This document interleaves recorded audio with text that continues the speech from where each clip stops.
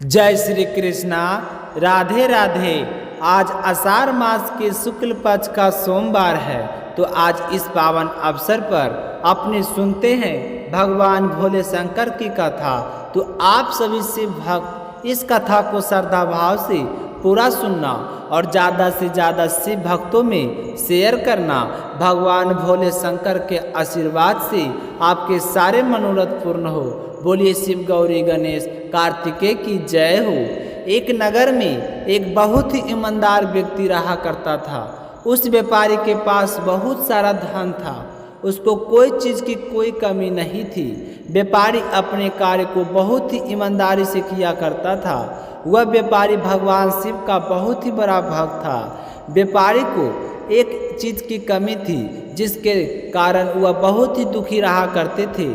उस व्यापारी के कोई संतान नहीं थी। संतान प्राप्ति के लिए वह हर उपाय किया करता था, लेकिन उसे संतान की प्राप्ति नहीं हुई। एक दिन उस व्यापारी को उसके मित्र ने बताया कि तुम ऐसा करो कि सोमवार के व्रत रखना शुरू कर दो।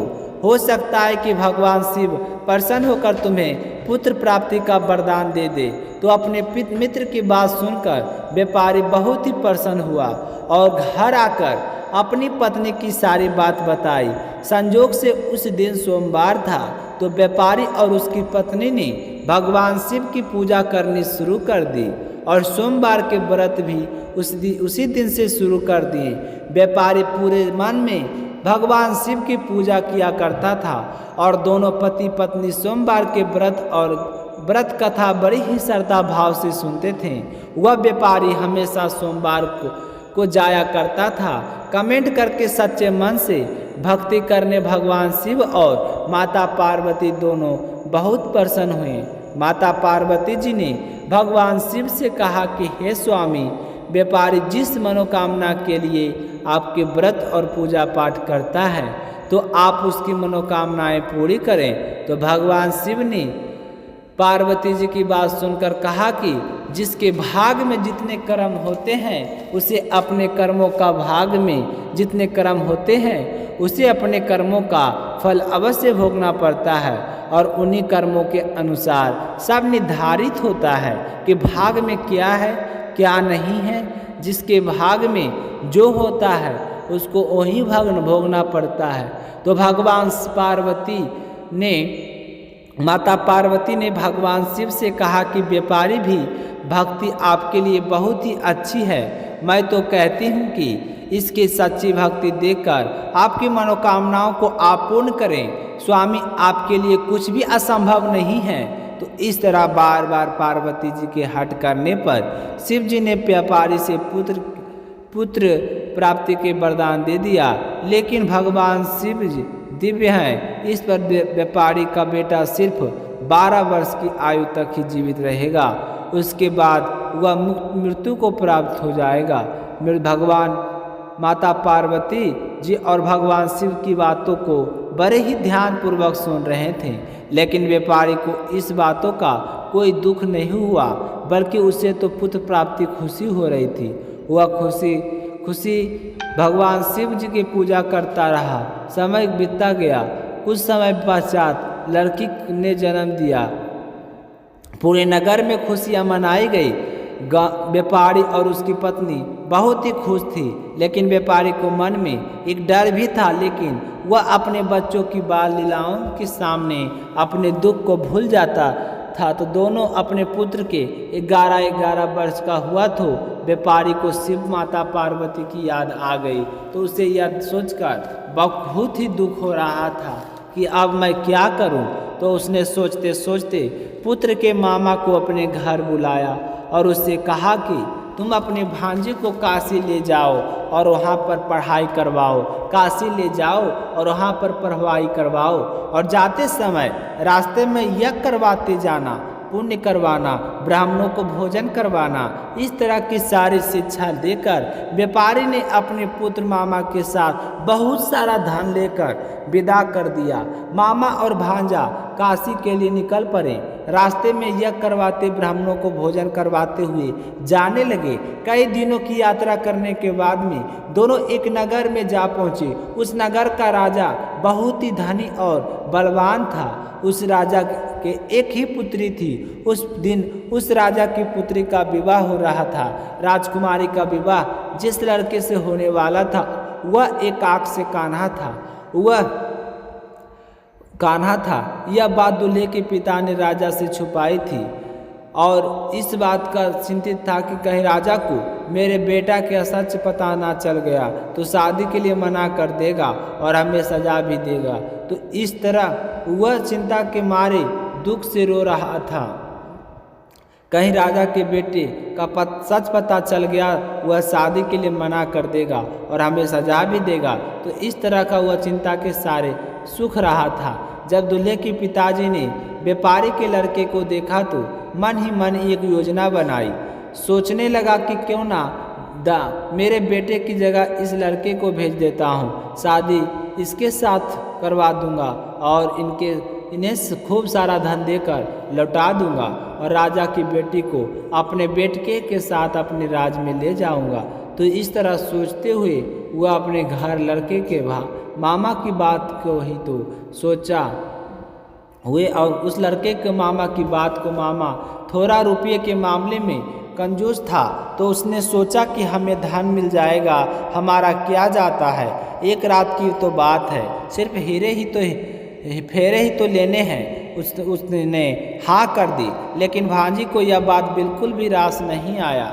उसने अपने मामा के कुछ नहीं कहा तो दूल्हे के पिताजी ने फटाफट अपने बेटे के कपड़े और आभूषण लाकर उस व्यापारी के पुत्र को पहना दिया और उसे दूल्हा बनाकर तैयार कर दिया। वह बहुत ही सुंदर लग रहा था।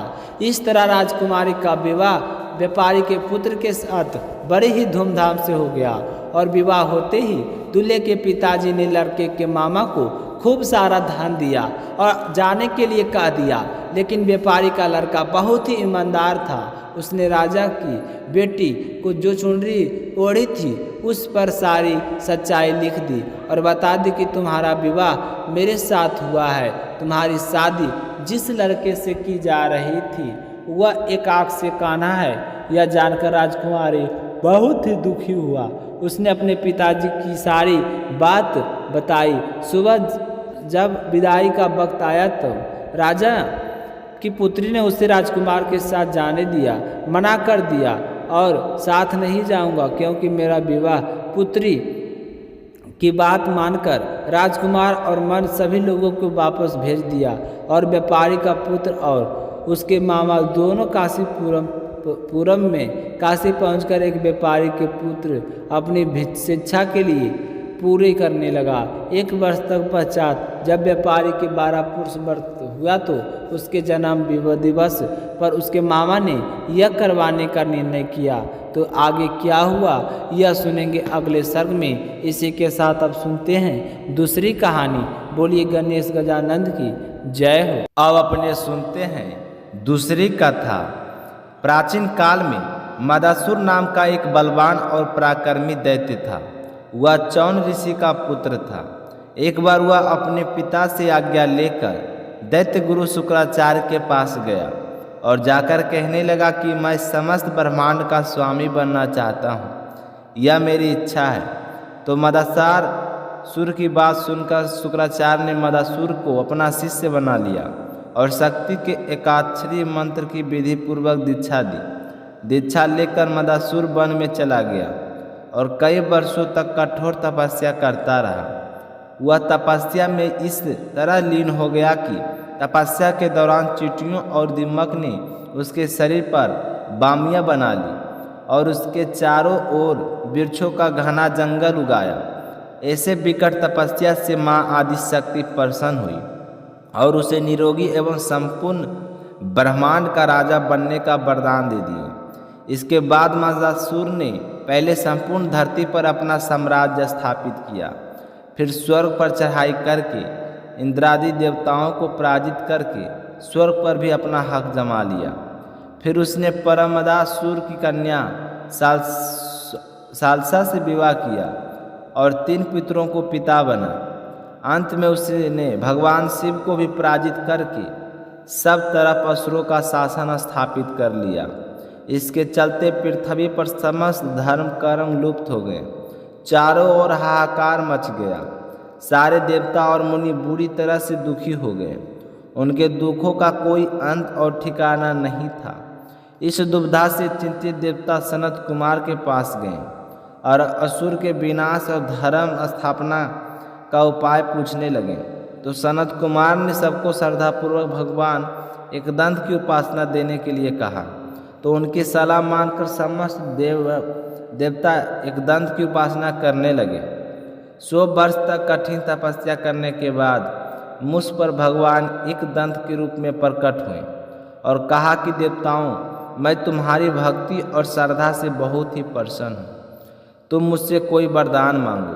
तो यह सुनकर सारे देवता बड़े ही प्रसन्न हुए और एकदंत गणेश जी को प्रणाम करके कहने लगे कि हमें मदासुर के प्रकोप से मुक्ति दिलाइए।